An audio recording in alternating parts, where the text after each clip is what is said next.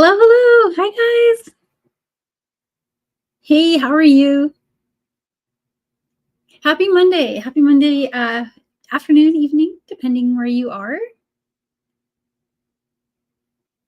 I have I have everything ready for you to show you part one of the looming project that I introduced on Saturday. So I'm just giving folks time to join. I popped on just a smidge early because I'm on time today. Magically. I'm not sure how that happened. But don't worry, I won't make a habit of it. Yeah. Well, hopefully I will. Oh, hey, Donna. Hey, Cynthia. Sherry, Karen. Hi, guys. Sandy's here. And I saw Joanne and Bess earlier. Cindy's here. Hey, guys. I'll give it a few more minutes and then I'll just get started. But I've got a new pattern uploaded to the website. So remember Saturday, we were kind of just playing. Oh, hey, Cadney. Hey, Julie. So Saturday, we were playing with trying to figure out, like, what order to put things in, like for what to teach. And so I figured I would put this part one out there because this is one that, I've taught it a few times, but never with this exact pattern and this exact warp count. And so I thought we'll just dedicate one whole hour to going over warping a loom. And then if you guys are still thinking you maybe want like a part two after this, I'll do a part two to show putting the fringe on. But the fringe is pretty, it's pretty straightforward. A lot of you guys will just like finish it after you finish this part, just because you're excited like I get. So yeah, happy Monday. Hi, Molly. Hi, Kimberly. Kelly's here. I think I saw Jenny. Yeah, hey, guys. All right, well, I'll go ahead and dive in and just explain. Oh, hey, Mom. Mom's here, guys. Say hi, Mom. Awesome. Awesome. So I'm going to show you guys how I did the first part. So the beads I'm going to be using on this pattern. Well, first, let me show you the pattern. So I'm going to make my screen really big really quick. Go to, let's see. There we go. Okay. So I've got the pattern here. And you can download this right now from my website. This is on daniellewickesjewelry.com. I did put a link in the description for the video. There's also a link to this if you just go to my website, Patterns and Tutorials. It's one of the links that's in the Celebration Mix blog post. So lots of ways to find it. But it has, I just chose 4 of the colors. So our mix has seven colors in it. But I picked 4 just to keep it simple. And those 4 are these ones. And so I have them in order here of color A, B, C, and D. So here's A, B, and then there's C and D. And put together, they look really nice together, see? They're a very pretty combo. So what I'm going to do is, and Kathy's asking about the loom. So this loom is available from jewelloom.com. And I put a link in the description. If you use that link, it's my affiliate link. And so Juliana takes care of me because we had a fun time working on this a little bit back and forth together because she developed and invented it. And then I did some testing for her to see like how it was going. And this is the perfected version with the nice high risers and the place to do your knots. And so it is the micro tiny wisdom warrior. And then the best way to find it is just to go to jewelloom.com and type in earring loom. But if you click the link in my description for this video, that'll take you to it as well. And it comes with some stuff. So you get 2 looms. So there's 2 that you'll get, and it comes with also this little, this is a tassel maker, which we should make some tassels because that's cool. But I use it for an additional purpose. Whenever I'm doing my looming, and I'm about to show you guys all this, but I like to bring this underneath the warp threads like that. Let me show you from this side. And you see how that kind of tightens it? It's a way to make it easier to get your stitching on. Because if you've ever noticed, if you've loomed a little bit before, tight warps make all the difference in the world for how easy it is to get those beads on there. So I really do recommend using the tassel maker. And I'm going to show you all of these little tips and tricks as I go. Because I've been looming for a while, and so I've developed some of my own little go-to things that I think are really handy. And the other thing I wanted to point out is when I was working on Saturday, I had the loom pattern built where these were on top of on top of each other like that. And that's exactly how they're going to look when we put together the earring. However, when you're looming it, you want to loom from this direction. And so I made the mistake on our live the other day. I loomed it in that direction, see? And it works. But now when I put my fringe on, you see the fringe is going to come out of the open side where the holes of the beads are. So it's either going to look like that, which I decided would actually be kind of cool. And I might just go ahead and finish it like this. It's got the same counts in both directions, so it's going to work. But my original dream was to have it all be like all flowing in one direction, if that makes sense. So I'm going to build this one the way I originally envisioned it and eventually follow that up with a pair. But I just wanted to show you that because it's an easy mistake to make. And so to prevent that happening to you guys, I redid the pattern and I kind of aligned it properly. So you can see, hey, this is where I do my looming right here. And then later when we do our fringe, we'll take that loomed piece off the loom, we'll flip it this way, and we'll start building our fringe from the bottom. So that's all downloadable currently. And I'm going to go ahead and just push the beads aside for now. We'll need them not exactly right yet. And we won't need this till a few minutes from now either. So I'm just going to push those over here. Right now we just need the loom and some beading thread. So this is the thread that, oh, hey, Sandra. This is the thread I have in my shop. And it is not the only thread you can use. You can use kind of almost anything, to be totally honest with you. Like a lot of thread will work. This one I chose basically just because of the color, because I was matching my beads. And I like to work from the spool. And that's true for no matter what kind of looming project I start. And there's a little spot here on the back of the loom where you can tie a knot. And then one question I got earlier is, can I work this with my full-size jewel loom? And yeah, you absolutely can. It'll just use a little bit more thread, but that's not a big deal. You can always also save that thread and wind it around like a little thread card, like, you know, the in the embroidery section at the craft stores, they sell these little paper, I believe they're a DMC brand for wrapping your, in fact, I probably have one I could show you. Yeah, I do. Okay, so see these little guys right here? If you want to work it on the big jewel loom, you can. And then just at the end, you're going to have a bunch of leftover thread. You can just spool it up and save it for next time. So I'd recommend either way. But this one will just save you a little effort. So that's why it's kind of a fun little thing to have. It's also really small and cute, and it's great for travel. Perfect for earrings. So I'm going to bring my thread into this little nook here and just tie a double knot. I don't need much of a tail. Just enough that it can help me tie my knot.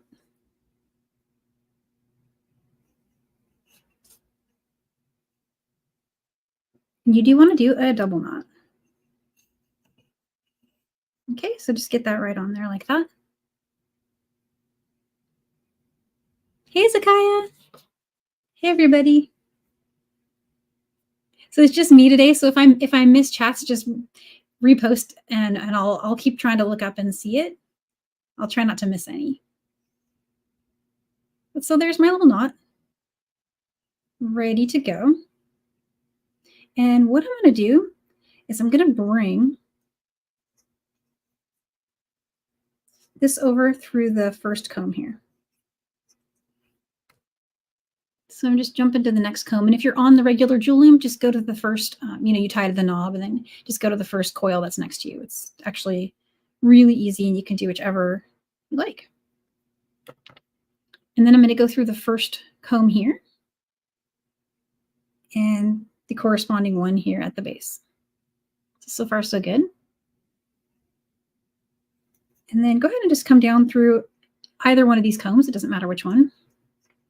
And my trick for getting to the next one, because we're going to just go through the next part of the combs, is I put my thumbnail on the bottom of the thread, and then I'll just bring it up through the next comb so it catches it just like that.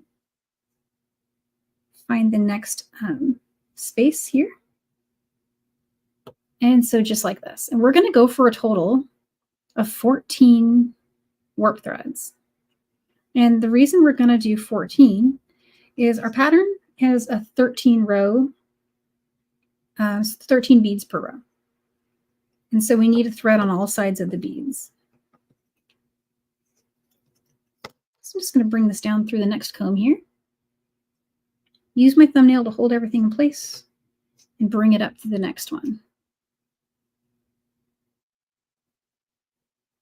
And so every time you do that, just find the next spot in the comb there and find the next one. And then just head down to the next one. Thumbnail.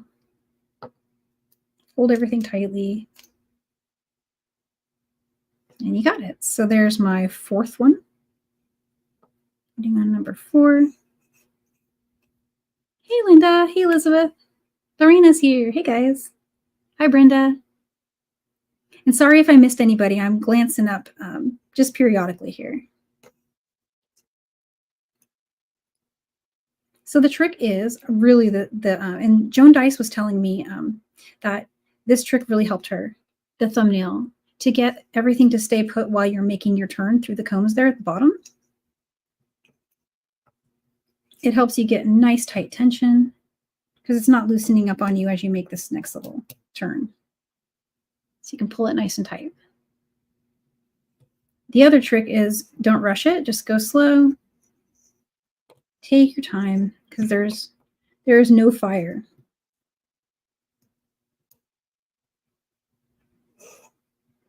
And I just keep going until I have 14. And I'm not really counting as I go, so I just need to stop and count at some point. There we go.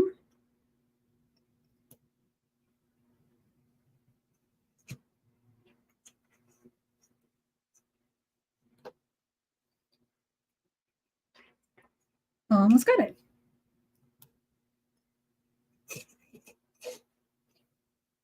All right, let's see how many I've got. I've got 1, 2, 3, 4, 5, 6, 7, 8, 9.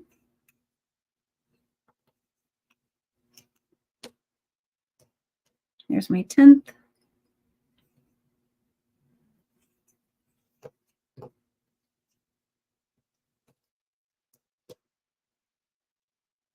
$11.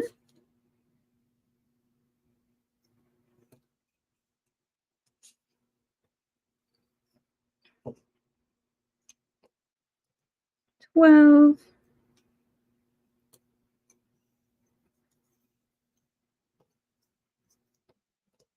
13.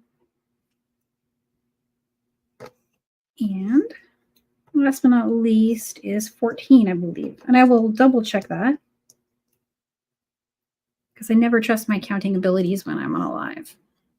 Okay, let's take a look. I got 1, 2, 3, 4, 5, 6, 7, 8, 9, 10, 11, 12, 13, 14. Okay. Let me know if I got the, oh, happy birthday, Linda. Oh, hey, that's awesome. Yay. Oh, and it is, okay, so there it's the 8th for you already. No, it's the 7th. No, hang on. It's your birthday. That's all that matters. I got you. Well, happy birthday. And thank you for coming to this looming class. So I finished number 14 here. And what I'm going to do over here is I'm going to go ahead and just loop around this one time. This is just to help me holding the tension. See? Because I don't want to lose my tension. So I looped around that and hooked it into the little hook there. And now I'm going to endeavor to tie a knot with the little tail that I left. And that just secures everything for me nice. There's 1. And here's number, oh, I'm so sorry. I'm off camera. Did not mean to do that to you guys. And 2. Okay. So again, I just went around the little loop there one time after finishing my last warp. I went through the comb and then I just brought it all the way over. See it travel in there. And just did a loop around to make it secure while I did my double knot. So now I've got everything ready there. And I can trim it.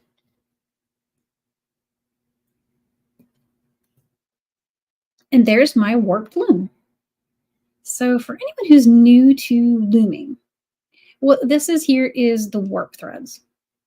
So anytime you put the little guitar strings on and you hear people referring to that as your warps, they might be Star Trek fans, but they're talking about the thread that's running this direction.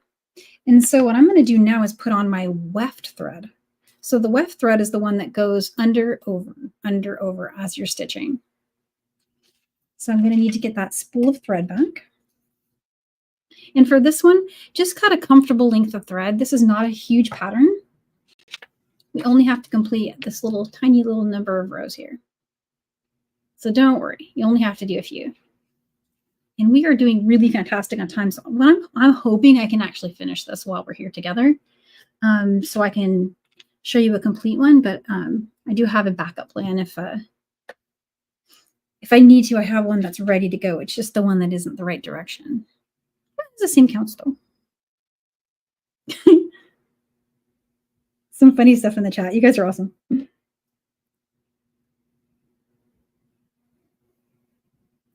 All right. And so I've got a comfortable length here. And what I'm going to do next is get my workstation ready. So I had this clear so you could see, but I'm going to bring my beads back over here. And I've got those in order: A and B and C and D. I've got a needle. This is just a size 11 beading needle. Anything will work. Oh, hey, Juliana. Guys, Juliana's here.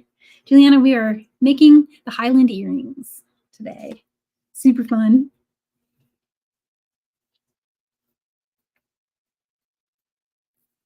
And so here's color A. I'm just going to dump a little bit of these out. B, C, and D. Now, I can't remember who it was, but someone in one of my last lives was telling me, they left a comment about a cross-stitching tool that helps you with patterns. Now, on this little pattern, we're not going to have that much trouble with staying on track and not getting lost, but I do have this like magnetic board. It's from We Are Memory Keepers. If you type in printmaker accessories into Amazon, it comes up. It's a very handy for especially like really more epic patterns. For this one, we're not going to need, it's not going to be that hard to keep track of, but I'm just going to use it anyway. So what I'm going to do is I'm going to loom row 1. So I just need to pick up those beads in that order. Oh yeah, Juliana, I got to send you one of these. These are pretty cool. It was an accidental find. I didn't immediately have the idea to use it for this. It's a tool to guide this little printer. It was like a little handheld printer across some tape. It will print on washi tape, which is super cool, but I never used it for that. I use it for my loom patterns. Win.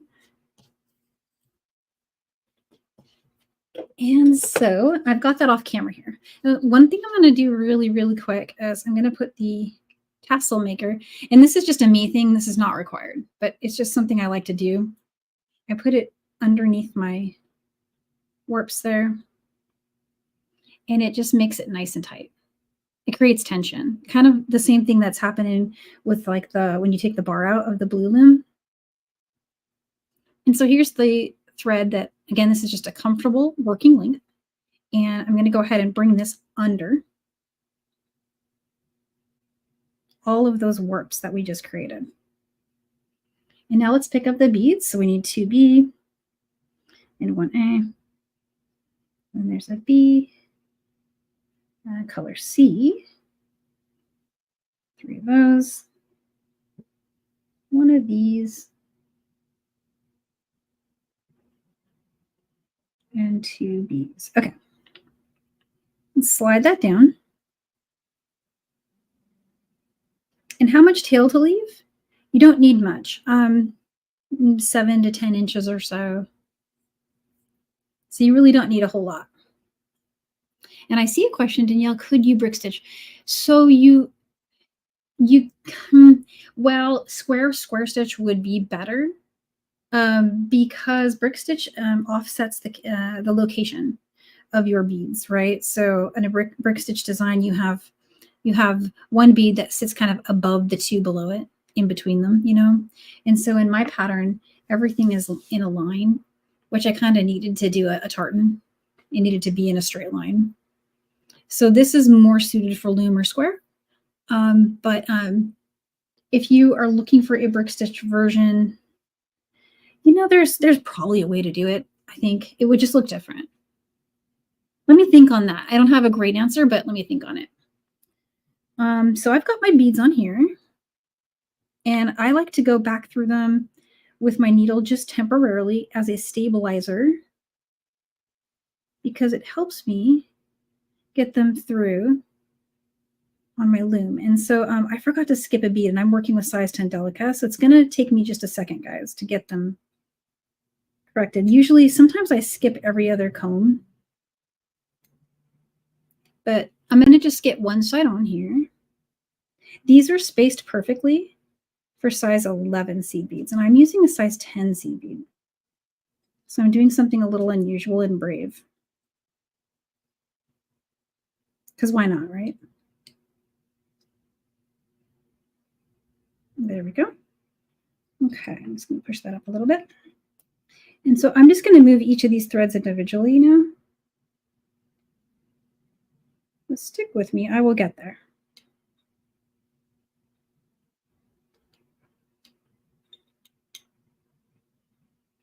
So far, so good.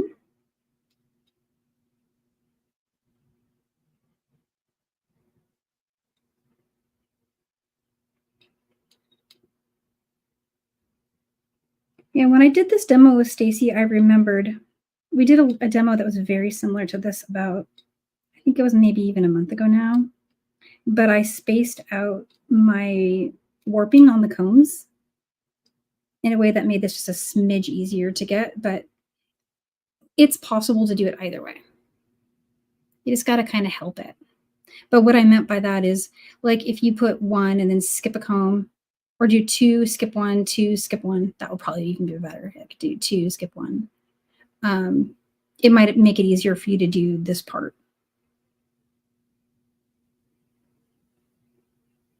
And I see a question. Interesting. So where can I order the 100M? You know what, Zandra, I'm not sure what the 100M is. So run that by me again. 100. Oh, the 10-0. Did you mean the 10-0s? Well, actually, this is the mix that I'm currently selling in. Oh, where can I order the loom? Okay, the loom is available from jewelloom.com. If you click on my video description, I have a link to it right in there for you. So I'm going to go ahead and pull my needle out. Guys, I just used the needle to stabilize as I brought these beads underneath my warp threads, and I arranged them, each thread in between each bead. So now I can pull the needle out, and I'm going to go back through these beads. So keep in mind our thread's coming through it, and that thread is under the warps, because remember we went underneath it. When we go back through these beads, we're going to press the needle up against the top edge of the wall of the seed bead, and that is very helpful because what it does is it keeps the thread above those warps, and that's how looming works. It makes a little sandwich. The other trick I'm going to do is I'm going to go needle side first, the eye side. So the working with the eye side of my needle, and this is so I don't puncture my threads. So I'm just kind of pushing up on it. See, just make sure I stay above all those warps. And that's what you're going for. Bring that thread through. And there you go. Now, if you have a bead scooper, business card, anything like that, you can always, you know, like use something similar to what I've got here to test that you got everything on here. Oops. Don't worry, it's totally okay. What I'm testing is that I didn't puncture my thread. You don't have to do this every time, but I like to do it occasionally. The other way you can tell is if you can move even just each of the beads individually. You can just kind of nudge them and see if they move. That way you know that you didn't poke any of your thread. Also a great way to straighten out your beadwork. So we only have a few rows on this pattern, which is really lucky. That's why I love making earrings, is you get a nice quick finished result really quick. So let's go look at the pattern. I'm going to go ahead and move up to row 2, which is pretty easy to remember. I'm going to do all A's except for I'm going to put a C where the C's are. So let's do 4A, and then a C, 3A, and then a C, and then 4A. Got all that going. All right.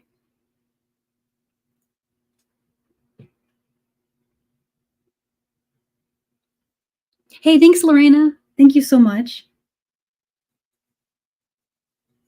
Yeah, it's just me today because but we've got Juliana too. Thank you, Juliana. She's so nice. So you guys are really awesome. I appreciate you. All right, I'm going to go back through these beads. Remember we brought the thread underneath it. And so now I'm just going to go back through the beads, making sure I keep my needle above the threads. And I'm going with the eye side first because I really don't want to puncture any of those nice threads because I want to be able to move all of those threads later, just to save myself a little bit of time.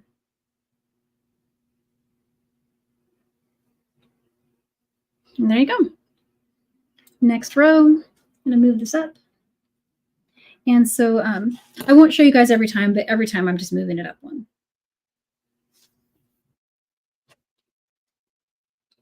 And so we're going to do 2 of these. I'm going to speed up just a little bit, but I'm going to glance up for questions. Don't worry. Here's some D. So 2D, 1A, 1D. There's a C, 3 Ds, 1 C, 1 D, and 2 of these. This is looming is really, oh, thanks, Juliana. Looming is so meditative. I feel like it really takes you out of your mind for a little bit because you got to focus on the counts and following the patterns. And so I've always really enjoyed that aspect of it. I'm just going to move my tail out of the way. There we go.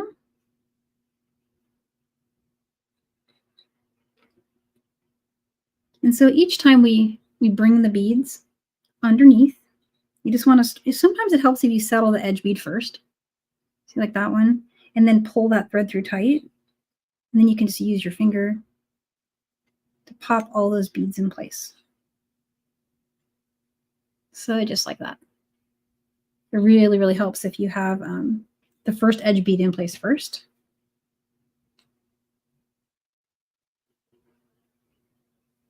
Go ahead and just bring that needle back through.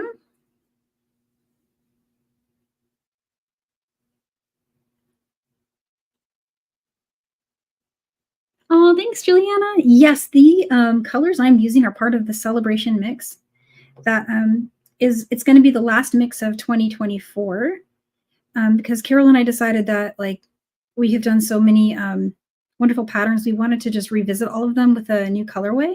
So that's kind of our plan, is we're going to do a few new and a few of our tried and true favorites and just like go through all of them. And these are perfect colors for all the seasons coming up. You've got your Thanksgiving colors going. It's got an orange in it. And it has another, not really it is kind of more like a root beer. And then there's also one other, there's a bright like metallic. So 7 colors in total. And so I'm going to do, this next one is super easy. It's all C. So color C here. There's 5. And then 1, 2, 3.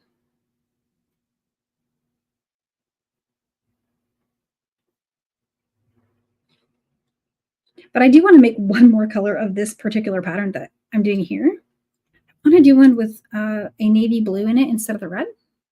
So it can match our, on my father's side, we know the family tartan colors. And actually, I didn't know this until really recently, but my mom's found some Scottish lineage on her side too. It goes way back to like the Revolutionary Day. It's way back. So this is distant stuff, but I reckon that makes me a double Scotch. I just didn't know. So instead of a single malt, I'm a double malt. And so there's that one. And it's going to repeat the row before that. So there's these two. I think this is a nice beginner pattern because it is very symmetrical. Really easy to remember. And so Bess has a question. Does it matter how you load your beads? Okay, so that has to do if you're left or right-handed, I think. I don't think it would make a difference other than you would need to be pulling your beadwork through this way. And since I'm right-handed, for some reason, that seems like it would be harder for me. But that said, I don't think I've tried it, so I can't really say for sure. I think it would work. I can't think of why it wouldn't work.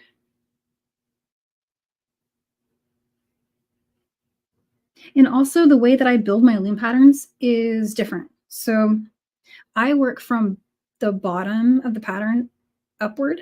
A lot of people start at the top and work down. And that would work fine. Oops. I think oh, these didn't come down. There we go. I was like, hang on. And how am I doing? I'm doing okay for time. I'm hoping to get through it so I can show you all of it together. I'm almost to the halfway point. And then we'll do a part 2 for the fringe. And I'm trying to figure out if I want to make it layered or not.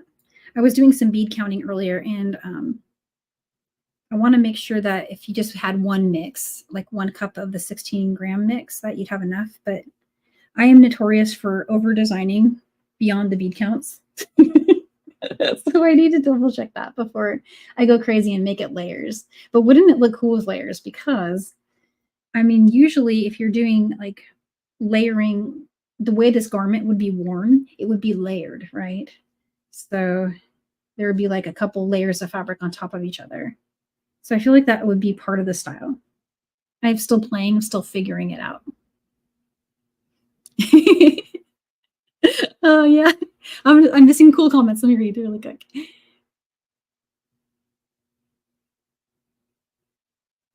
Oh, Terry says it's Scotch.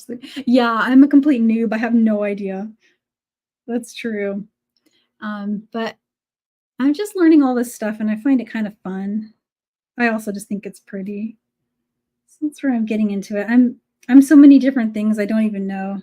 Like a lot of Americans, I'm a lot of Irish, a lot of German. I can't remember all this stuff, but I know that there's definitely a family tartan on my grandfather's side, on my dad's side, and he did a lot of research. My grandfather did.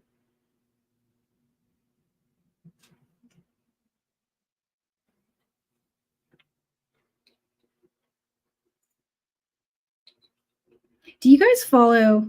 There's a really funny comedian. He says the occasional bad words. I must apologize if you go and look him up, but it's hilarious.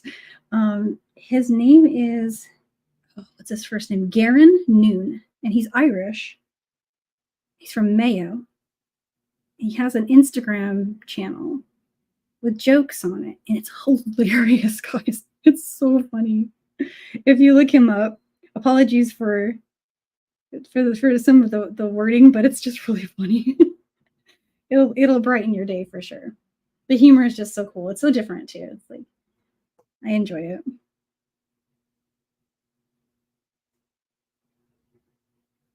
I've been wanting to share some of his posts, but I think it'd be funnier if you find it and go look at it. It's just really cool. And he's an Irish comedian and musician also. I just discovered them, just popped up in my Instagram feed. And here's C. I'm just following the pattern here while I chat. Hopefully I'm speeding up a little bit.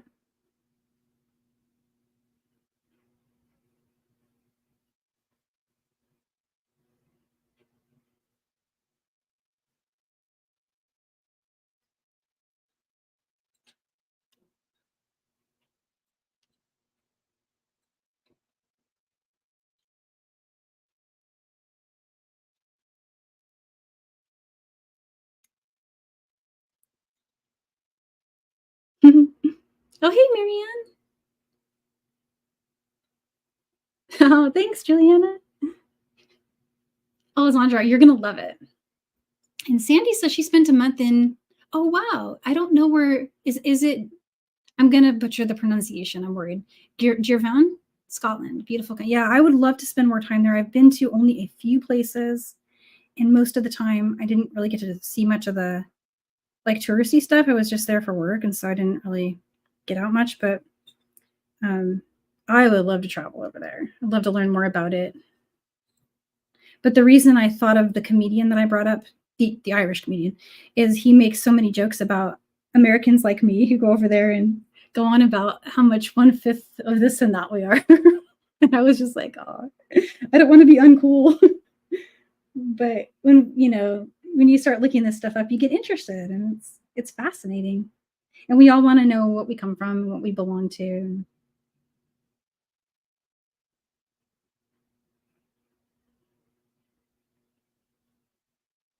Also, I just really like Outlander. I'm not gonna lie. Who doesn't love Outlander, right? And Sandy says that is on the west coast, south of Glasgow. Okay. Wow. Yeah, Elizabeth, if you look him up, it's Garen Noone. It's Noone. She's hilarious.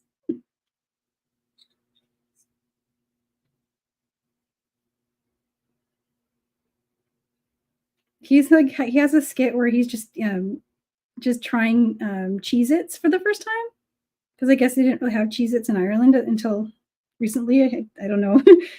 But he was just making so many jokes about it. It's like, because the Irish love cheese. No, Cheez-It is not cheese.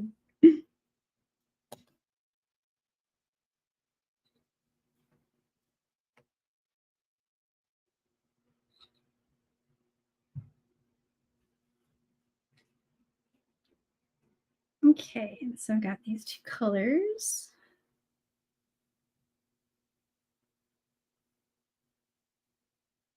Here's this one.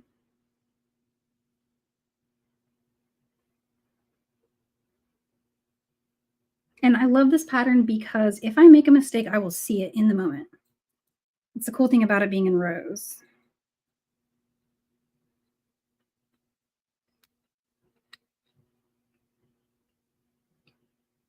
That last little bead up there. How am I doing, guys? I'm at 38 minutes. Okay, I'm okay. I figured this would be a little tight, but I decided to go for it. Okay.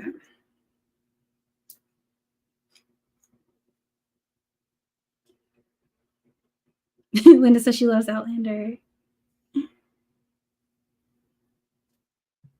I don't know if I don't know if I've seen all of the seasons. I don't think I have. Oh, my mom's dropping the history that I should be paying more attention to.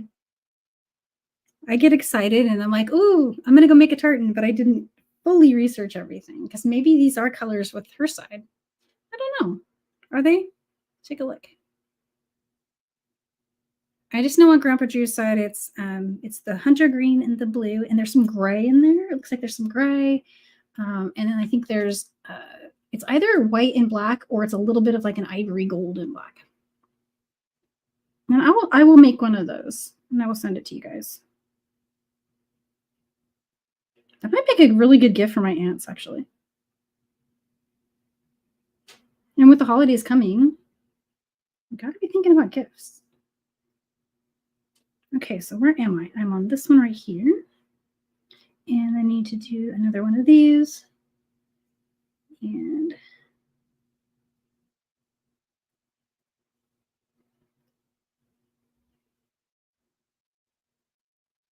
as far as bead weaving goes, I do think that this is fast. I know that if I was square stitching this right now, I'd be lucky to be on row 4. Square stitching takes way longer because you're going through every single bead, like individually, you know? A little bit more like peyote stitch, I think. Oh, Linda says the last season's coming there next month. And Sandy, I don't know if I would eat. So would I eat haggis? Okay, so if it was to be polite, yes, I would, but I don't think I would be very brave about it. I think I'm afraid to try it. If it's what I think it is.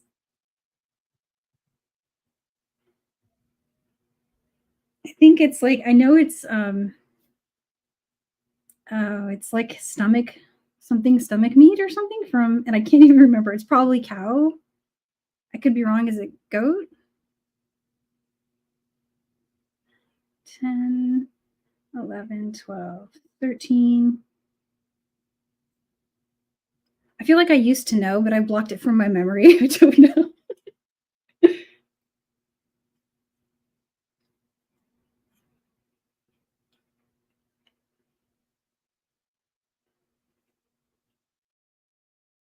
Sheep. Okay, I was way off. Okay, yeah. Kelly says haggis is sheep stomach. Woo! That's a brave try. I mean, technically, I mostly eat a vegan diet, but you know, I've got 2 boys, and no one in my house is vegan, so there's often some chicken there or something like that. So I'm not super strict about it, but left to my own choices, I probably wouldn't really eat meat very much, or cheese really. I prefer like more of a, I don't know. I just really like Mexican food, but without the cheese. It's kind of my go-to. I could just eat veggie sushi and Chipotle for my whole life and be quite happy. But I don't think anyone else in my household would agree with that.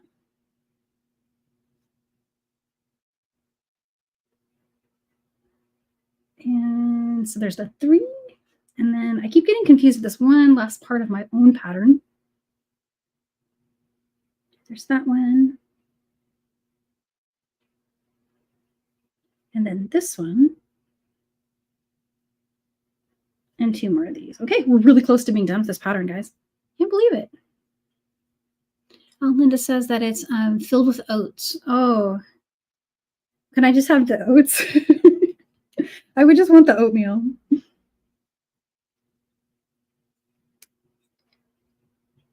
I do have kind of a strong desire, though, to travel over there. I don't know why. I like cold weather. I like rain. I like green, cloudy, kind of, you know, mysterious feeling. I don't know. I just kind of want to go see, but I want to, you know, figure out where to go and, you know, not be super touristy, if that's even possible. I don't know. Okay, I'm on the last row. Woohoo! All right. So let's grab the last row, which is 4 of these. It's 1, 2, 3, 4. And then 1 of these. And 1, 2, 3. 1 of those. And 1, 2, 3, 4. Okay. We got it. We did it.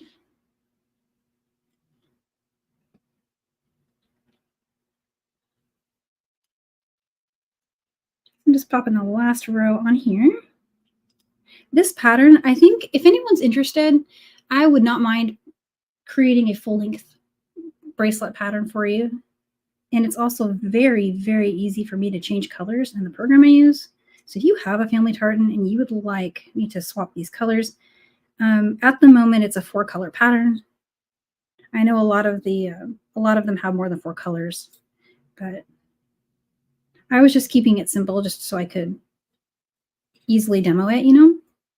But there we go. Okay, so quickly, I'm going to scoop up my beads so they don't go everywhere. I have a lot of designs planned, so I want to make sure I've got these for that. And let's just move those over here. All right. So, yeah, Anita, I agree. All of Juliana's looms are beautiful. So there it is. So what I'm going to do next, just so I don't lose my needle, I'm just going to pull the needle off. And we can go ahead and remove the tassel maker. And that comes with the earring looms, guys. And so the next step I need to do is cut it free, but I don't want to cut the warp threads because I like to pull the warp threads through. So what I like to do is just get the knot free. If you have some flush cutters, I do think it's easier to get those flush cutters under the knot. Just on this part right here.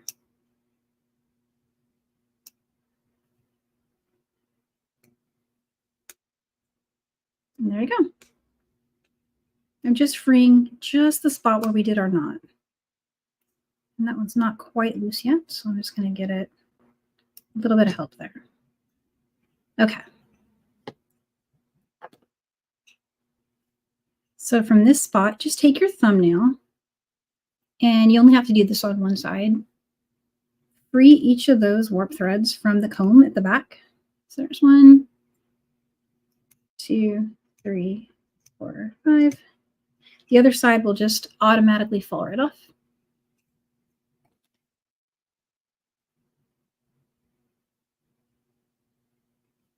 And so there's our pattern. And I'm going to grab a pair of chain nose pliers to start. I don't always need them. Juliana, she's so funny. So this part, guys, this is actually really easy. The only part of it that's tricky, we already finished. The tricky part is not puncturing those threads. If you've punctured one, when you go to pull the thread, it won't come through, but you can always just weave that one in, right? And sometimes it happens. I've been doing this a while, so I'm careful about it, but if you're using the eye side of your needle, you're going to have pretty good luck. It's not going to do that to you. So I don't know if this is as easy to see as that. Is that better? I feel like that's better. Let's do that way. So what we have here are all of these top and bottom here are the warp threads. And this is the weft threads, starting tail, and the end of our working weft. So those we're just going to ignore for now. And I'm just going to start on one side, and I'm going to begin pulling. Here's our loose end right here. Let me bring this down so you can see everything. This one right here. I'm just going to start pulling this through. And while I do that, I'm going to keep my hands on the work. And what'll happen is this little loop will come right up and sit below that bead. And it's really, really quick to get your weaving in done. You don't have to do this, so you can always trim it and like weave them in. It just takes a little bit of time. So now if you've pulled from that direction, you want to go the different direction every time. So now that loop comes down. And now I'm going to go up again because I just pulled down on one. And see down here how this one's starting to bring friends along? You got to help it not do that. It's just looping around some of its buddies. So just free it and continue pulling that through. So far, so good. So it only takes a second, but we'll just keep going. But what we're doing here is all of those little, threads that we wove around the loom when we were warping it are now, remember, they were always just one long strand that we were pulling off the spool. Now we have it free to do a bunch of fringe with. That's why I always think about fringe whenever I've done a loom project, because I end up with these super, super long warp threads at the end that I can use, pop a needle on there, and start making beautiful fringe out of the bottom. It's actually one of my go-tos, like for jewelry making. I think I do this more than anything else.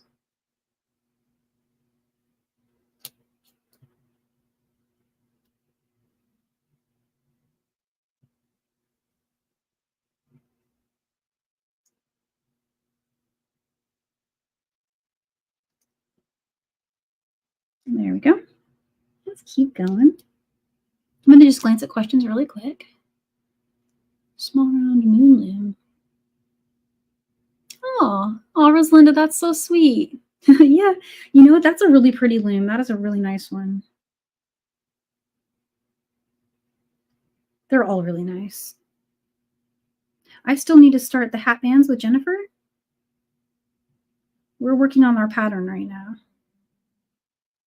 I'm about to send her a draft.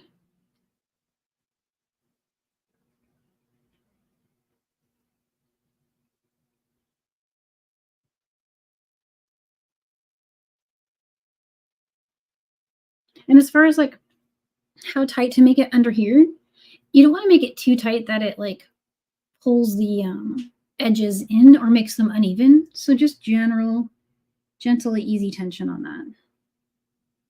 And if you ever have to set your work down midstream like this and walk away and come back later and you don't know where you are, before you set it aside and go on to something else, finish one full pull through. And let me show you what that looks like. So here's one full pull through done. Now I know, because my super long side is this side, I know I'm going to pull this side next. Because sometimes you might come back and forget what side you need to pull on, and that can make your work uneven. So just whatever side is the side that doesn't have the super long warp, that's where you left off.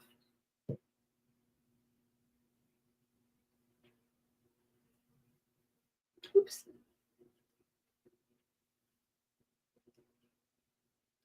And I just need to unhook this one. See, he's going in there. There we go.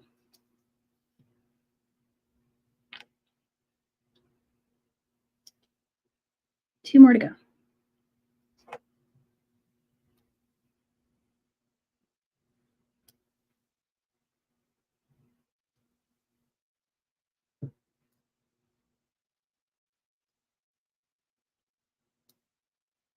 And just up here, my edge is caught. Let's pull that through. There we go. Last one. So this one will be super long.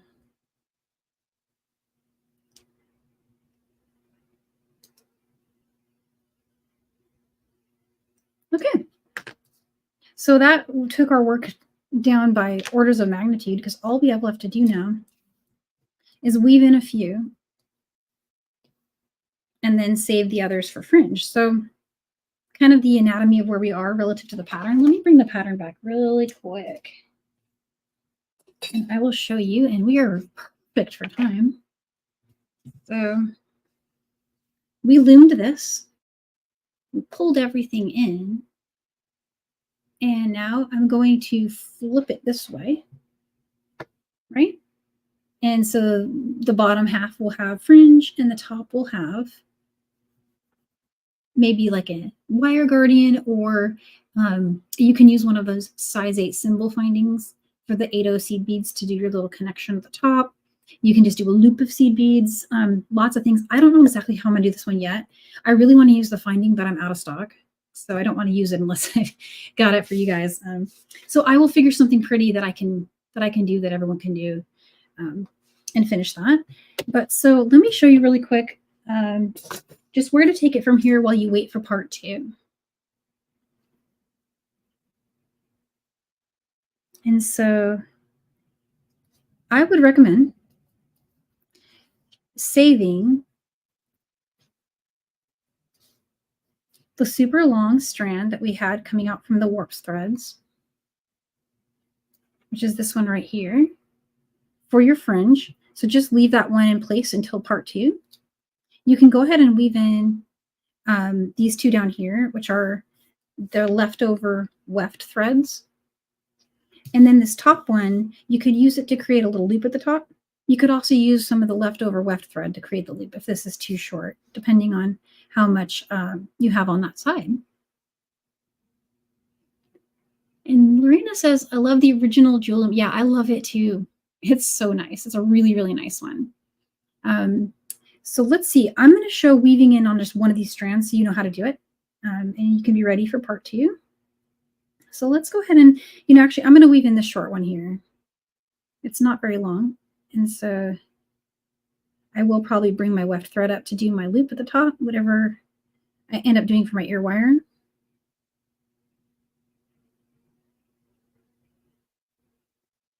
And let me just trim that really quick. It's not really threading very easily. Sorry about that. Okay. And then also I should hold it up to the pattern really quick and show you guys. Let's do weaving in on this one and I'll show you that. So you're going to have 2 different kinds of threads. This is a warp thread, meaning it is the thread that's running all down the side here. It's the short end. The other one we pulled through. So to weave this one in, I'm just going to go over one bead and through the next. And I'll go through a few beads. It doesn't matter how many, just go through a few of them. Pull that through. And then if you look really closely at the piece and you kind of bend it a little bit, what you can see inside, you can see the little threads inside. The wefting thread that we have that runs above and below, you can pick up the top layer of that with your needle and just get under it. See, just like that. It's hard to see, but that's one way you can do your weaving in that is nice and hidden. So I'll go through like 3 of those. I'll go through some beads. It doesn't really matter how many, just kind of find a spot. And then go through a few more.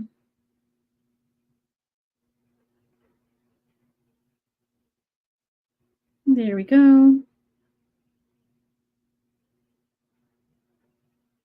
we'll go through a few more. And then you can just trim it.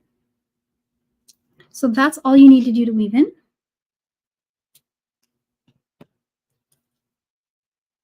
And so here's the pattern again. Just going to bring this over. So we loomed that. And now I'm going to just take this and flip it like that and build our fringe. So currently my long strand that we did, the one that we have left at the top that had the, that was the other warp thread.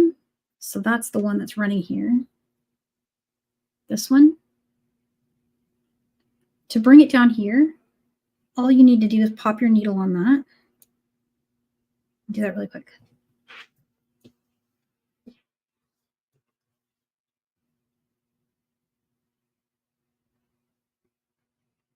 There we go. So just go ahead and pop your needle on there, jump over that bead. The reason I jump over beads with the warps is because they run the side of the bead like that. Do you see? And if I go through the bead, then this weft thread won't have anything to loop onto. So I always kind of make sure that I don't do that with the warps. I always go around a bead so that it's going to look like this when you pull it through. It just hugs that edge bead. And it doesn't look any different than the edges that we've got. I'm going to continue through all of these until I get to the bottom bead. Ta-da! Now I have this strand right where I need it to start my fringe. So I'll probably start with this row right here, using this thread right here, and just string all of those and come back up. I'll probably do this whole thing just as this middle layer, and then I'll decide if we wanted to do the laddering thing. And in case anyone wasn't here for the last one, the laddering thing that I was mentioning, it's a little unusual. Let me show you. You can put on an extra layer. So you see how this is ladder stitched to the back of the piece. In this case, this was a brick stitch piece, but we would do the same for the loomed piece. We would come along here and we would ladder stitch an additional set along the bottom, and that would enable you to have multiple layers. So that's a 2-layer design. And I have a 3-layer design as well that I can show you. There's 3. So you can see how that would look like folded fabric, how we could really go to town with that. That's kind of my plan for this if I have enough beads. But I'm going to just get you an exact count, like based on, I'm going to work with one jar and see if I run out, and then I'll let you know. But I think this count may work with the one jar, and that was my goal. But I need to make sure and explain that properly before I start part 2. So yeah, but at a minimum, I'm at least going to do this section. So if you want to jump ahead and do that, you can. And then if you want to just leave one of these threads here at the top, doesn't matter which one, to do our attachment for the ear wire here at the top, then you've got it. And that's all there is to it. All right, so I'm going to bring my camera back up really quick. Let's see. I am a little over on time, but I wanted to thank you guys for being here and say that we'll be back on Saturday. So there's stuff going on this week. Actually, tomorrow morning, if you guys would love to, I would love it if you would cheer me on tomorrow. I have a live with Jill Wiseman. And we were just talking today. She said I could stream here to this channel too. So you can find it here, or you can find it over on her channel. Jill has on her Facebook and her YouTube, I believe. So we're just doing a quick little demo of the .NET bracelets that we were working on. And I'm going to try to finish up a little bit like more of a current, like new colorway sample that I got to show you. So that's tomorrow, 10 a.m. Pacific. And so that will be with me and Jill. And then Friday, I just finished up a video for Sam's Bead Shop. That is a really cool wire work and bead weaving, not bead weaving, beading wire weaving for real. You're going to love it. Okay, so check that one out. Friday, they usually launch those around 2 p.m., 3 p.m. Pacific. And then Saturday, I'll be back at 2 p.m. And all of this is on my calendar, DanielleWickesJewelry.com. You can find it there. And then I have one other thing I wanted to show you guys before I let you go. I did finish the crochet collar, and I'm looking at to show you. I did make the collar. This was an idea that you guys, Linda, the time with Jill tomorrow is 10 a.m. Pacific. It'll be on both our channels. So I'd love to see you there. And this one is on the list of tutorials to come. Let me put it here so you can see it a little better. I'll move the move my pattern. So this is just crochet, guys, on pipe chain. Isn't that cool? It looks really cool when you're wearing it. And then Sandy says, no Wednesday, Thursday. Yeah, this week. I try not to go every day. But yeah, so guys, this is going to be on, Neelay's going to do this one because I showed it to him and he's like, sweet. So look for this on Silver Silk and More because it's on his pipe chain and he knows how to crochet. So we're working on like a special version for you guys. It might even be a kit. I don't know. So stay tuned. But I wanted to show that it happened and it got finished and it's really cool. Looks nice. So yeah. Oh, thanks, Elizabeth. Yeah, I love crochet too. It's really fun. And so yeah, and so part two for our Highland earrings is going to be I think I'm going to get it done next Monday. So let's see, the 12th is Saturday. So the 14th I have Deb. I'm going to run it by Deb to see if she wants to do the fringe with me. So the 14th will be a special project. Deb Floros will be with me this time next Monday at 4 p.m. And she has this mix. I know she has something in mind, but we'll just do like a volley. I'll do some fringe while she demos and we'll go back and forth like that. So yeah, 14th for part 2 plus an extra from Deb. Yeah, let me know if that works for you guys. If you have questions about this project or any of the others, we're still working on Carol's bracelet. That's also coming your way and I'll keep you posted on where all that is. Yeah, but you know where to find me. You can send me a message through my website, through Etsy. And you can also reach me on Instagram and Facebook Messenger. All right, have a great rest of your Monday. And wherever you are, I wish you happy beading. Bye, guys. Thanks, Juliana. Thank you, everyone.